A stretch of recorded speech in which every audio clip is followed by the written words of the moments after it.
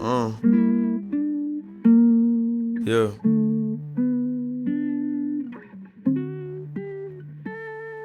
Bible underneath my right hand. I made it out of tight jams. Guns all on my nightstand. My life should be on Vice land. My fingertips to hold the marijuana aroma.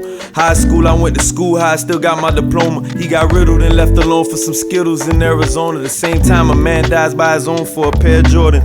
It's crazy how we living. We all misguided children. Niggas out here getting got, trying to figure out how to get it.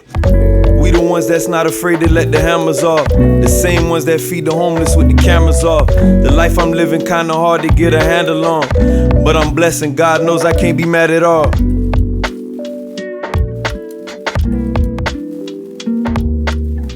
Tunde's a really cool dude.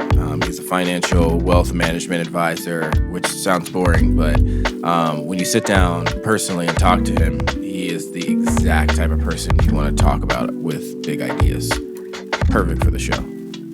Yo, what's going on? Uncreative Radio. I'm here with my friend Tunde. Dude, it's good to have you on, man. Thanks for coming to hang out. Yeah, thanks for having me. In the non-AC warehouse. That's all right. Everyone watching this realize that we are sweating it out here. At least they know it's not because I'm nervous. No, yeah, there you go. Are you nervous? No, but I'm sweating. But you are sweating. And people think that you're nervous. Man, good to see you, man. You too, man. So you're in the finance space, but my biggest question when I always see you is, are you like one of 4 black guys in the finance space? There's probably about 6 or 7 now. When I started, there was 4. It's funny. You're just like straight to facts. No, when I started, there was 3, and now there's 7. Yeah, you're financial, you're financial wealth management advisor, right? Yeah, that title is awesome. Oh, yeah. Because it kind of combined all the titles they have for us. Yeah, but you basically like super old rich dudes have billions of bucks, and you're the guy that's like, I'm going to manage your stuff and tell you where to invest and what's smart. That would be cool if they had billions, because then I'd only need like 1 client. But yeah, I mean, you take down the billions number, and yeah, that's basically what it is. And they're not always old either. Some of them are young. Dude, the young ones, do you find a difference between working with young clients with money and old clients with money?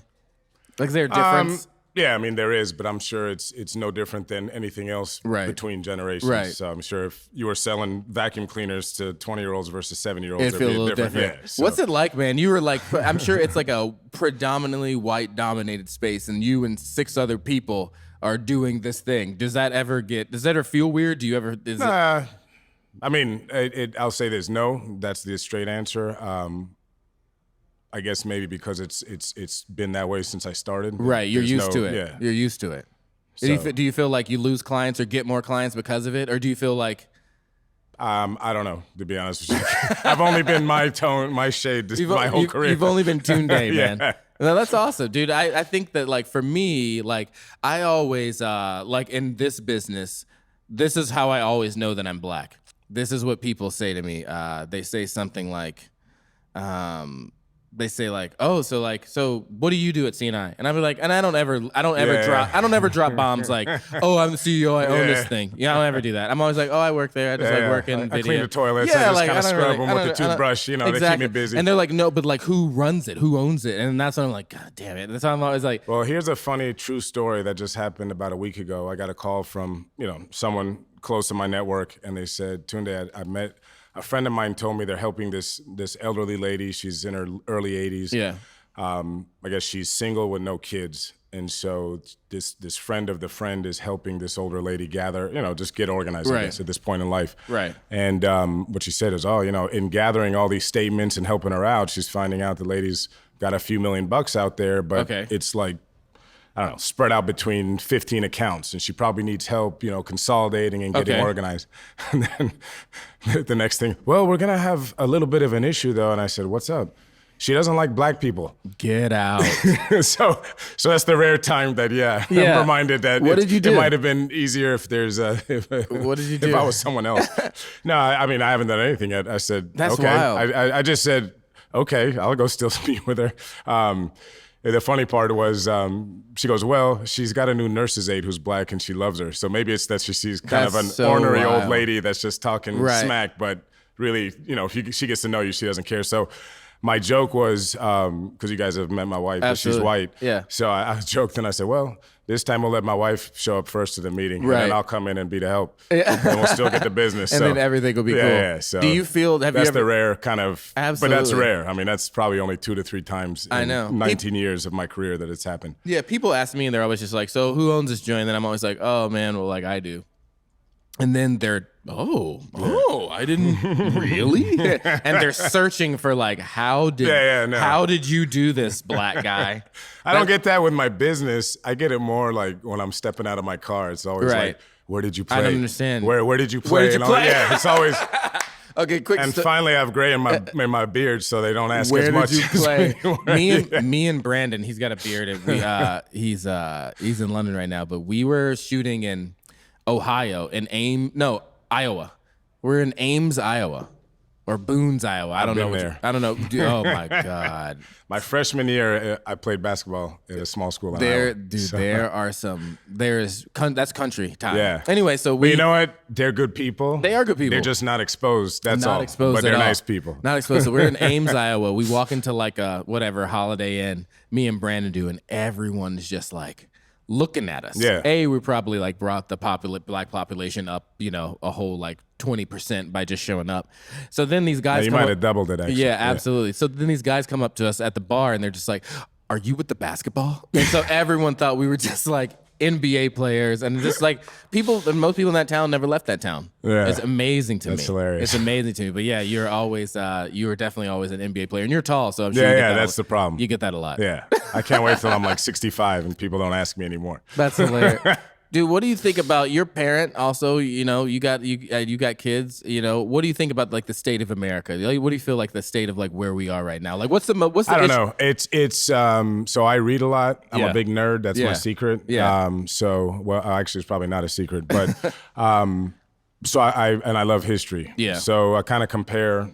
Where we are versus where we've been. I could say we're better than we were in 1865, when we just finished the Civil War. Absolutely. So, we're not in the worst place, and we're better than we were in the middle of World War II or the Great Depression. So I think a lot of things are relative. I don't think the fact that we're here should shock anyone based on demographic changes over the last 30, 40 years. But I would say probably thank God for maybe the internet that a lot of these battles are going on Twitter and Facebook, and not like it was in the 60s on the streets, and that people aren't I know some people have gotten hurt, so I'm not going to say that, but there's not more physical kind of confrontations than there otherwise could have been had maybe the internet not placated some of the. So you think the internet has helped in that way? Well, I wouldn't say it's helped. I think this definitely has some problems. Right. And maybe the idea of totally unregulated speech has its downside. I think might be. I think, and this might be.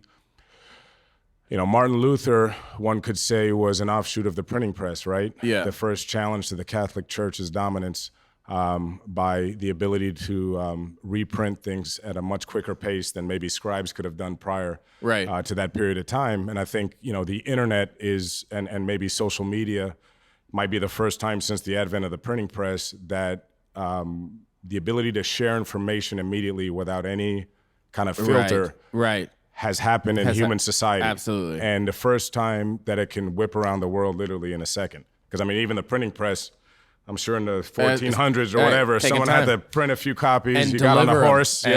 Spend a couple of weeks writing out to other countries. And news was delivered. Yeah. And so now it's just I don't know. It's like speed. when I think about that, I don't know if it's a good thing or a bad thing. Like, for example, like when I see like the media and on one side of things, it's like, hey, we want to tell people like what's actually happening so everyone's aware.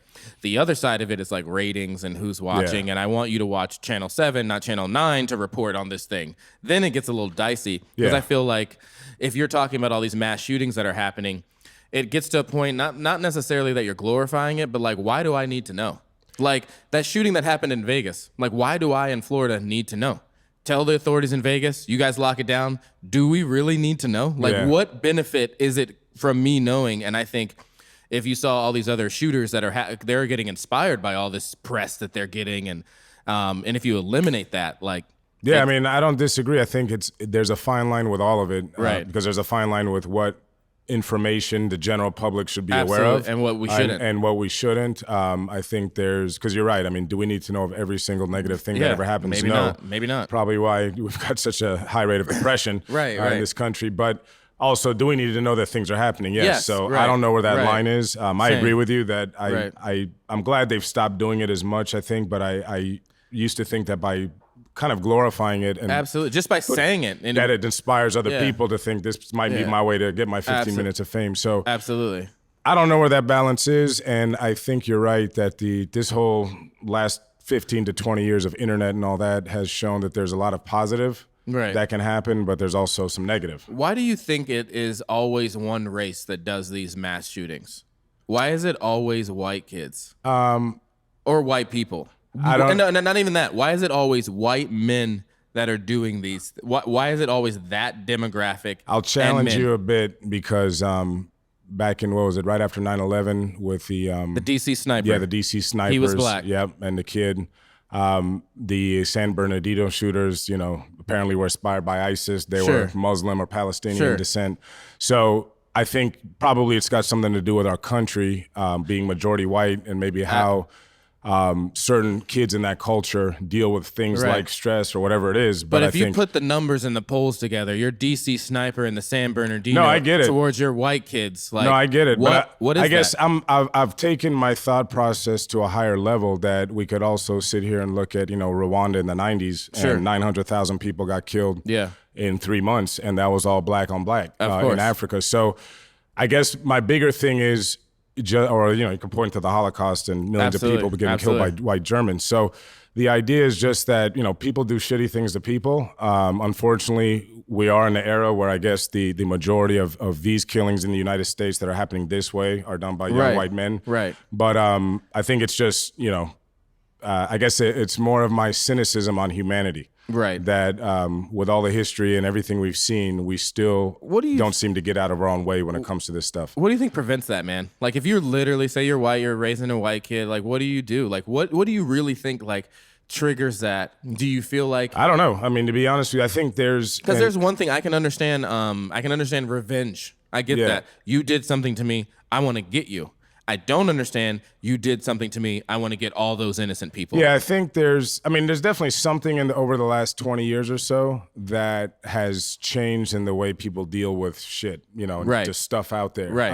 And I don't want to definitely only blame mental health because I think that's a cop-out. Yeah, it is. And video games. And video games and all that. Sure. But I would say that for the younger kids that, at least the stories I've heard through the news and all that have done these things. And when I say younger, I mean probably those under 30. Right. Not the guy I think the guy was 52 in Vegas. Yeah. So he might have had a different motive and whatever it is. But most of the kids that seem to be high school age or the young 20s seem to have been on some sort of medication at some point for extended periods of time. Right. And I've dealt with things in my own family, unfortunately, like suicide with family member that was on antidepressants. And what we don't know is, did that family member maybe get off them for a couple weeks before taking their life? And no one will know that. Correct. And my point is that we don't know if someone was on Adderall or Ritalin from, let's say, 10 years old. Right. While the brain is still forming. Right. And then all of a sudden, 18, 19, the prescription has changed or they decide to get off it. Right.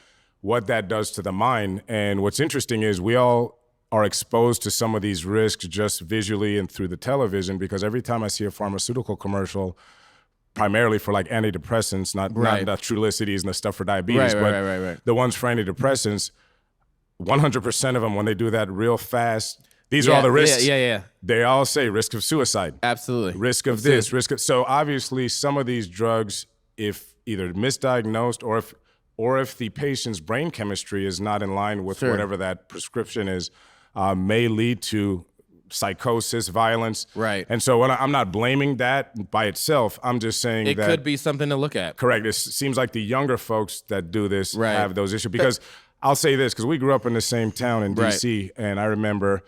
because I'm a little older than you, the 80s were pretty messed up in D.C. Right. I mean, it was murder capital of the nation. And Marion for a couple years in a row, we led the nation in murder per capita. And so part of my thought process over these last few years has been, those of us in those communities know that, high schools getting shot up is not something new in America, unfortunately. Right. I remember... it's just a different weapon now. Well, I remember when I was in middle school, there was a big deal, kids running from the high school area. It was Blair High School at the time. And because apparently it was something happened and some kids came by with an AK-47 and started shooting up the school. But what I noticed the difference is that was gang beef. Right. And when they shot up the school, they basically did it to scare the other rival gang. Meaning they took the gun out and just shot at the ground. Right. Kind of to make a point, then they drove away. Right. So that's what I was, when I was thinking about this stuff a few months ago, watching the news after one of these shootings, that's what I was like, damn, that's the big difference. That's the biggest difference. Kids did that, it's not right, but they kind of did it to kind of make a scare to someone they had beef with. To your point, now kids are saying, I'm upset about this, I'm just going to go into school. I'm gonna kill as many people as I can, and so. To me, I think I think farm is a part of it. I think like when you think about drugs and what people are on, and I think that plays a part of it. Because a part of me is like when you and I went to school when we were kids and we didn't have a lunch, they gave you a peanut butter and jelly sandwich. Yeah. Now peanut allergies to me, it's weird. Like now that was like the standard, and now people can like die from that peanut butter smell, that allergy, just from the smell of it. So things have changed there with drugs and our chemistry. But then also, I think technology has played a big part of it as well. Like from a standpoint of like, technology has kind of taught this younger generation, especially millennials and whatever Gen Z that's coming after them, to almost not be confrontational. Like I agree with there's that. no talking. I see that with my older kids. Everything's texting. It's the inability to do this. I don't want to do this. Right. Like it's almost all of my staff. They will always, the younger ones. They'll always want to text you before you're like, yo, just call me, and they'll be like, da da da. Like yo, like bring the actual human connection here. Yeah. And there's stuff that's solved there that I think that is like missed when you're doing this. Because you can easily dismiss a thought, a feeling, or whatever, and you don't know how those feelings, how they grow, or what they grow into, and then you throw on antidepressants in the mix, and then you kind of feel it's very easy to believe your own. No, I agree, and I think mind. It's funny because I'm very disciplined with my social media. I only check my Facebook account on weekends, right? Because I just don't really want to even spend much more time than I need to. But I think that if you and I look back now and think how fortunate I am to have grown up without that, because I can't imagine the peer pressure of being, just 13, 14, 15 and all this stuff going on social media. And I thought of that last year too, where I think, at least I heard of on the news about 3 times last year where a kid younger than 10 years old committed suicide. Yeah, unbelievable. And that's when I realized, again, to your point about this gun stuff, it's not just guns, but the shootings. Yeah. It's not one thing. It's not guns. It's not pharma. It's not mental health. It's like if you put all this stuff in our society into a soup along with, and stir it up, along with social media and the internet, it kind of creates this toxic environment, I think, for the young mind. That's a really good point, the toxic environment. And I thought about that with the little kids because I thought, we've had people in societies forever killing each other, right? Yes. I've never heard of any society currently in history, race, culture, religion, where children under 10 commit suicide. Right. That's the golden part of life where we're all innocent and everything's fun. Right. So, and that was a difference. I totally agree. That was a difference to me too when Sandy Hook happened. When they shot up the elementary school, it was like, oh man, that used to be off limits. Like we've crossed some line now where that's like different. Well, that kid obviously did have mental issues, but I think that was terrible and sad. My disappointment was, the shooting was obviously disappointing, but the kid was crazy. Right. So that's not an excuse, but that's just a fact. My disappointment was the reaction afterwards. The reaction, man. Which was, like everything else over the last decade, so predictable. And you just knew one side was going to fall and one side the other way, and we're going to hear the same thing. So that's the disappointing part. What's the point? Like, what's the argument there? Because I understand people that want. What's the actual argument? I understand people that want guns. I own a wealth management company. You're asking me about stuff that I'm way over my answer the questions to. But no, I feel like people are just kind of like, I don't know, man. Like, hey, I think background checks, checks to be able to do anything dangerous are a good thing. Yeah, look, I've thought about it too, especially since the Marjorie Stoneman Douglas, because that's in our backyard technically. Coral Springs is 20 minutes away. I've had Fortunately, one of my good buddies, his kids had good friends that were lost because they attended the school. So kind of, it hits close to home when you know people. When you that know people, you're like, really this were. is a real And thing. I have several friends who have kids that have gone to that school. I mean, this is our backyard. So got me thinking a little deeper. And, I don't know. It's amazing that we're here. I thought about it, like, think about 30 years ago in 1989, had someone gone on TV to Americans and said, hey, in 30 years, there's just going to be, more mass shootings in a year than there are days. Like there's more than 365 mass shootings, and a mass shooting is qualified as this. And I'm sure most of America will be like, you're crazy. Right? You're crazy. Way. Yeah. Right. So it also shows me how incrementally the things progression can move. And then it's weird to me too, if you see those numbers, right? Somebody's just got to be saying, look, I don't care who's to blame, but like, we got to change this. Well, I know, and I think that's your point about whether it's background checks or whatever. I mean, that's where, to me, it's just sad watching it from the outside, this whole argument of what do we do here. I don't know what we do. Like, who cares? But I think everyone's got to give a little. Yeah. Like, look, should the NRA maybe say we don't need bump stocks and 100-round magazines? Sure. Probably. Should people that hate guns acknowledge that we have a Second Amendment and we've always had guns in this country? Probably always will. Sure. Yeah, and just find a way to kind of come to the middle. Because I don't fall on the, hey, get rid of every gun in the world. Yeah, me either. I just feel like if you have this assault rifle, that maybe you shouldn't have it. And I think, because I've thought about it too. I mean, look, there's been guns in this country since its founding. Absolutely. And whether it was muskets, whether it was single shot repeaters, whether it was even assault rifles. Something's happened in this last 20 years that has made this exponentially worse. Absolutely. Because, again, when we were kids in the 80s, I thought about that the other day. I was like, man, I remember hearing about Tech 9s and Uzis. Yeah, Uzis were the gun. But those were on the street. Yeah, Uzis were the gun. And so it's not like we didn't have, assault-style weapons, machine guns. I don't know what the answer is, but for some reason in the last 15, 20 years, people just decided to start using them kind of indiscriminately in a way they didn't use them. There's something that connects like gangs and people using Uzis and stuff that wasn't getting news or attention. Like, stuff is happening in Chicago. People don't even talk about it. Well, I think I got an issue with this whole Chicago thing, because if we pull out our phones right now and we just type in most dangerous cities in America. Right.